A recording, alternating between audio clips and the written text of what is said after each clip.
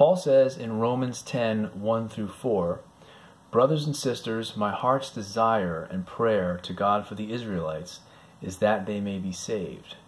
For I can testify about them that they are zealous for God, but their zeal is not based on knowledge, since they did not know the righteousness of God and sought to establish their own, they did not submit to God's righteousness. Christ is the culmination of the law, so that there may be righteousness for everyone who believes." What is Paul saying there? You can understand that in different ways, depending on which lens you're looking through. Well, 60 years ago or so, I would have said that what he means is that the Jews of the first century, they sought to establish their own righteousness in the sense that they thought that obeying God's commandments, doing good works, played some kind of vital role in salvation. And they didn't submit to God's righteousness in that they rejected the imputed righteousness of Christ, or God, that is received through faith alone apart from any effort or obedience on our part. Well, Irenaeus was a 2nd century disciple of Polycarp, so he was only one generation removed from the Apostle John. And carefully listen to these words from Irenaeus on Paul's teaching there in Romans chapter 10. He says, "Christ did not label the law given by Moses as commandments of men. Rather, the commandments of men were the traditions of the elders that they themselves had invented. In upholding those traditions, they made the law of God of no effect, and they were on this account also not subject to his word.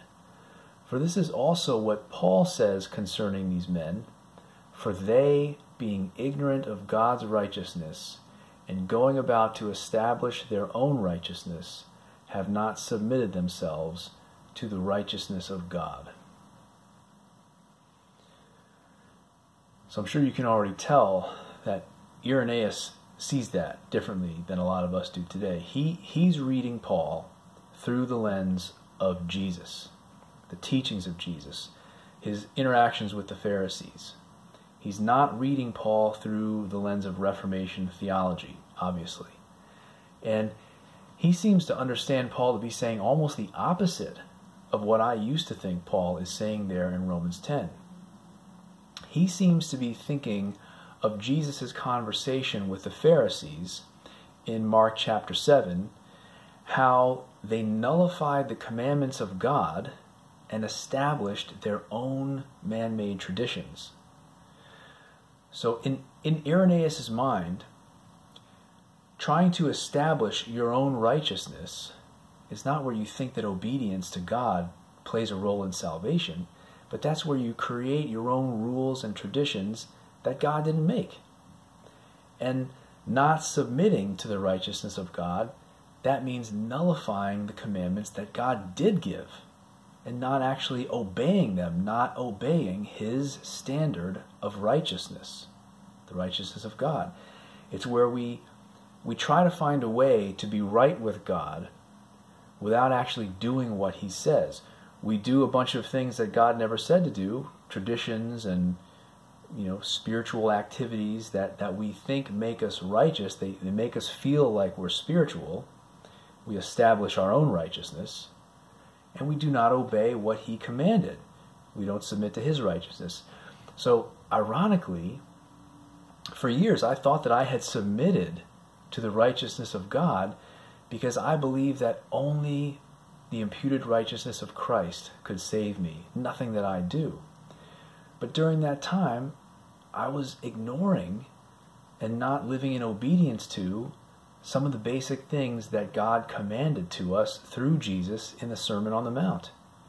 And so I was not actually submitting myself to the righteousness of God.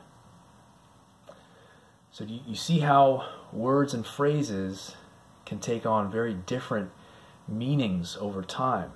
Someone could be reading a passage in Romans in the 21st century, but because they're reading it through the lens of Augustine and Luther and Calvin and Anselm and today's sort of Calvinistic evangelical teachers and preachers, they see almost the opposite from what a first century disciple would have seen in the very same passage.